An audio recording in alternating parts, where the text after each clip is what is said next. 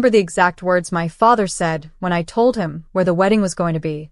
He said, "You're an embarrassment to this family." Just like that. No hesitation. No attempt to understand.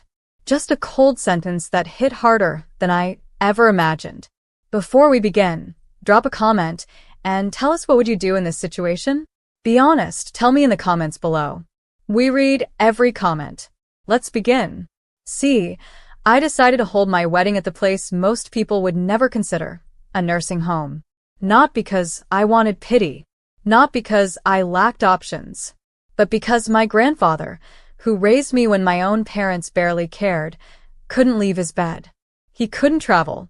So, I brought the celebration to him. And for that, my entire family refused to come. When I called them, trying to explain, I got laughed at. My mom didn't even speak. My uncle said, "What are we supposed to wear? Hospital gowns." My cousin Amanda joked in the family group chat that maybe I'd serve Jell-O instead of cake. That night, I cried myself to sleep in my apartment. Not because they weren't coming, but because the people who were supposed to love me the most treated my love for the man who raised me like it was a joke. But I still went ahead with it. I had Ethan by my side, my fiancé, my anchor, and my grandfather, Arthur, was all dressed up in his old army uniform, waiting in the garden with the biggest smile I'd seen on him in years. I walked down the aisle, through rows of blooming lilies, for poles hidden behind curtains, soft violin music playing from a Bluetooth speaker. And halfway through my walk, I heard it. Laughter. I turned and there they were. My father, my stepmother, my relatives. They actually showed up just to mock me. "You really did it, huh?" My dad sneered from the back. "A wedding at a hospice center. What next? Honeymoon in the..." I didn't say a word. I just kept walking. I wasn't going to let them ruin this moment for me. But they weren't done. Right before the vows, my father walked right up to the front and said, loud enough for everyone to hear, "Your grandfather doesn't even remember your name, Claire. You're doing all this for someone who's not even aware." And I almost broke. But then something happened I never expected. My grandfather, who hadn't stood without help in months, grabbed the side of his wheelchair and stood. No one moved. No one spoke. And he looked my father dead in the eye and said, "I remember her name. Claire Elise Reed. I remember her feeding me, sleeping next to me after every stroke. I remember every sacrifice she made for me. And I remember the day you sold your rights as my son for $40,000. The room went dead silent. Then he pulled out a letter. A legal document. One I had never even seen. He handed it to the priest and said, "Read it." And that's when everything flipped. The letter said that my father gave up all rights to my grandfather's estate. Years ago. For money. And then Grandpa looked at me, his eyes full of pride, and said, "Everything I have now, every share, every property, every dime, it belongs to Claire." But it didn't stop there. He turned to Ethan, my husband, and said, "And to those wondering who Ethan is, he's not just a good man. He's the CEO of Hawthorne Solutions." My dad went pale. The same company he had been begging to invest in his failing project was run by my husband. And just like that, every person who laughed at me, they fell silent. After that moment, after my grandfather exposed the truth and stood taller than any man in that room, you could feel the atmosphere change. Every smirk vanished. Every smug glance turned to quiet panic. My dad just stood there, his mouth slightly open, eyes darting between the will in the priest's hands and Grandpa, who hadn't sat down yet. My Uncle Doug? He tried to laugh it off. "Come on, Arthur, you can't be serious." But Grandpa didn't even look at him. He turned to me instead and gently said, "You can begin your vows now, sweetheart. They've already said theirs, with their actions." I'll never forget that line. Ever. Ethan squeezed my hand. My heart was beating out of my chest, not from nerves, but from this mix of heartbreak and victory that I never knew could coexist. And so we finished the ceremony. We read our vows. I barely held it together. I could feel the tears threatening to spill every time I glanced at Grandpa, who had sat back down but never took his eyes off me. We kissed. And that's when things got weird. Because suddenly, all the people who mocked me an hour earlier, they wanted to take photos. Shake hands. It was such a beautiful ceremony, Amanda said, like she hadn't laughed in my face 2 nights ago. Doug tried to joke with Ethan. You're quite the catch, huh? And my father had the audacity to pull me aside, put his hand on my shoulder, and say, let's talk. Privately. I stared at him for a second. Now you want to talk? He gave this forced chuckle. I just think we should put everything behind us. You've done well, Claire. Really well. Let's not dwell on the past. I mean, family is family, right? And I smiled. I smiled the way you do when you've been slapped so many times that you don't even feel it anymore. You just start watching the pattern. I said, you're right. Family is family. That's why I chose the only one who never left me. His face hardened. I'm still your father. I nodded. And you're still the man who sold your father for $40,000. He didn't say anything after that. Just stood there, jaw tight, fists tighter. But here's the thing they didn't know. The will? That was only part of it. What Grandpa never told anyone, not even me, was what he had quietly been building. Behind the scenes. While they all assumed he was just some fading old man. After the cake was cut and guests were mingling, one of Grandpa's old friends, Mr. Halden, approached me. I barely knew the guy. All I knew was he used to be some kind of consultant. He pulled me aside and said, you're not just inheriting a home, Claire. Arthur and I bought 12 acres of land 10 years ago. It's about to be rezoned into commercial space. You own it now. And let's just say, your cousins will never be able to afford even an inch of it. My jaw nearly hit the floor. I looked over at Grandpa. He was watching from his chair, sipping a glass of watered-down champagne, eyes glinting with pride. This man, this humble, wheelchair-bound veteran, had just handed me a future. Not out of revenge, not to make anyone jealous, but because he believed in me more than anyone else ever had. Later that evening, Ethan and I sat beside him in his room. No music, no crowd, just the 3 of us. I asked him why he never told me about the land, about the inheritance, about the shares. He smiled. Because I wanted you to choose kindness first. Not money, not revenge, just heart. And you did. That's why you deserved it. The wedding was over, but the real storm had just begun. Barely 3 days after our ceremony, I got a letter. A formal one. From a lawyer. Apparently, my father and Uncle Doug had decided to contest my grandfather's will. Their argument? Arthur Reed was not of sound mind when he amended the documents. He was emotionally manipulated by his granddaughter, Claire Reed. Manipulated. The word cut through me like glass. I sat on the floor, the letter in my lap, shaking with disbelief. Ethan came over, read the whole thing in silence, and then just whispered, they're afraid. That's all this is. Fear disguised as family. I nodded, but something in me snapped. Not in a loud way. Not in a dramatic breakdown. No, this was quiet. Cold. Final. I wasn't going to cry this time. I had cried enough for them. That same week, my grandfather had to be taken to the hospital. Stress. High blood pressure. The very thing I was trying to protect him from was what they were now weaponizing. And yet, even in his hospital bed, Grandpa told me, don't fight them out of anger. Fight them to protect what's right. So I did. I hired a lawyer. A good one. And when the court date came, I walked in. Not as the girl they mocked, not as the quiet little embarrassment who held her wedding in a nursing home, but as the legal heir of Arthur Reed, ready to speak. The courtroom was colder than I expected. My father avoided eye contact. Doug looked confident, too confident.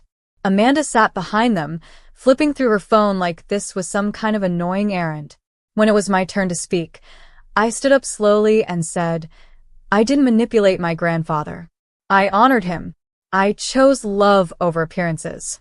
And if that makes me guilty of something, then I stand by it. The judge listened. The documents were solid. Witnesses, including Grandpa's doctors and the priest from our wedding, testified that Arthur was perfectly coherent when he signed the amendment. Even the notary confirmed everything. Their case fell apart. And when the ruling came, the judge said something I'll never forget. There is no evidence of coercion. There is only evidence of integrity, care, and unconditional love. My father turned red. Doug stood up and stormed out before the judge even finished. But even after winning, it didn't feel like a win. Because they still didn't get it. They thought it was about the money. It was never about the money. That night, I sat with Ethan and looked over the property deeds, the stock portfolios, the savings accounts that now had my name on them. All of it. I could have shut the door on all of them. Blocked their numbers. Cut them out for good. Kept everything. Cold. Final. End of story. But then I remembered something Grandpa once told me when I was a little girl crying over being picked last at school. He said, "Sometimes the best revenge is letting them see you shine without needing to strike back." So instead of cutting them off completely, I sent them letters. Not cruel ones. Not dramatic ones. Just short, handwritten notes that said, "You made your choices. I made mine. I wish you peace. Claire." About 2 weeks after the court ruling, I was settling into a strange new rhythm. Not rich. Not famous. Just suddenly responsible for things I'd never even imagined. Land contracts, legal documents, investment meetings. Grandpa was recovering slowly, but the toll from all that stress wasn't something that just vanished. And then one night, my phone rang. Unknown number. I almost let it go to voicemail, but something told me to pick up. Claire? It was Amanda, my cousin. The same Amanda who laughed when I chose the nursing home. The one who called me the granddaughter of a vegetable at Thanksgiving the year before. My first instinct was to hang up, but then I heard her voice crack. I know I'm the last person you want to hear from, but I need to tell you something. Please. I didn't say anything. Just let the silence push her forward. It wasn't just about the wedding. Or Grandpa. They hated him long before that. I didn't know the whole truth until after court. But, Claire, your dad has been lying to all of us for decades. My heart stopped. She kept talking. Apparently, years ago, when my mom and dad were going through financial trouble, Grandpa had offered to help. Not with money, but with conditions. He wanted them to fix their marriage, go to counseling, get clean. Especially my dad, who had started gambling. A lot.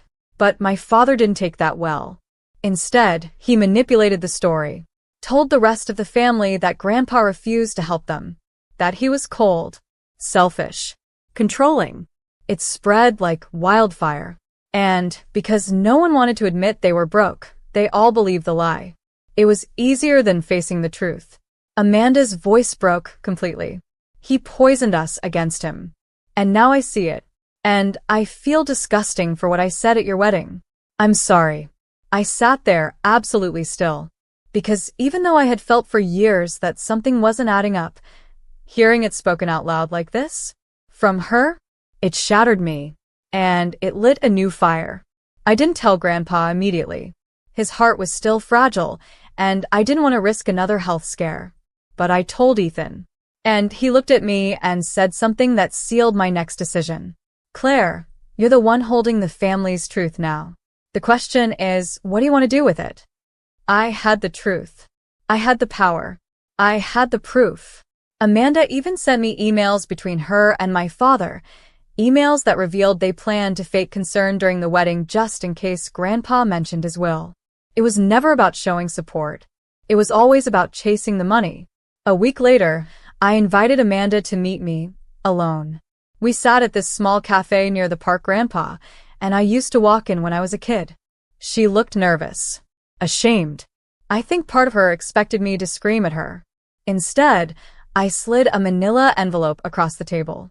Inside were printed copies of all the inheritance paperwork and the letter Grandpa wrote me on the morning of my wedding.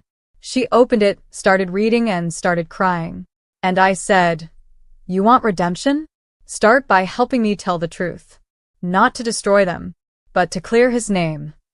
I'll never forget the look on my father's face when I showed up at his office unannounced. He was mid-call, probably trying to charm another investor. His secretary looked startled when I walked past her, without saying a word. But I didn't care. He saw me through the glass and instantly went stiff. "Claire," he said, forcing a smile. "This is unexpected." I dropped a folder on his desk. "I know everything. About the lies. The gambling. How you turned everyone against Grandpa to cover up your own shame." His face darkened. "Where did you hear that?" "Amanda," I said. "And the emails. And, I just listened. Something you never did." He leaned back slowly, eyes narrowing. "So what? You're here for revenge? You want to gloat?" I looked at him. Really looked at him. This man who once towered over my world, whose approval I begged for as a child. This man who left me to be raised by someone he called senile trash, was nothing but a scared, aging man with a crumbling legacy and a hollow name. "No," I said. "I'm not here to gloat. I'm here to give you one final truth." And I walked away. That afternoon, I drove straight to Grandpa's room. He looked stronger, eyes clearer. The color in his face had returned, and he was sipping tea while reading one of his war memoirs. I sat beside him, quietly for a moment. Then I told him everything. About Amanda, the emails, the lies, the past. He didn't say anything for a long time, just looked out the window. Then he said, "I always knew he resented me, but hearing it still hurts." I reached for his hand. "I know." Then I said, "There's one more thing." He looked at me. "I've decided what to do with the land." He raised an eyebrow. "You're selling it?" I shook my head. No. "I'm building something. In your name." He looked confused. I smiled. "I'm starting the Arthur Reed Foundation, a nonprofit that helps elderly veterans find safe housing, nurses, Care. Dignity. It'll be built on the same land you bought with Mr. Halden. I'm not cashing it in for condos or luxury buildings. I'm turning it into something that lasts. Something that reflects what you actually stood for." His eyes welled up. He reached for my hand, squeezing it tighter than I thought he could. "Claire," he whispered, "you're the legacy I never saw coming." The news spread. And just like before, the same relatives who mocked me came crawling back. But this time, there was nothing to fight over. No court case. No inheritance to steal. Only something they couldn't touch. Purpose. Because while they were chasing money, I was building something real. Ethan and I went on to run the foundation together. We got calls from mayors, features in magazines, veterans' families writing in to thank us. None of that mattered more than watching Grandpa's eyes light up when we showed him the final blueprints. And when he passed, we didn't hold the funeral in a fancy church or a gilded hall. We held it in the very garden where I said my vows, where he stood for me when no one else would. So if you're still listening to my story, if you're someone who's ever been mocked for doing what felt right instead of what looked perfect, remember this. Sometimes the people who laugh the loudest at your choices are the ones who fear your strength the most. And sometimes, choosing kindness when you could have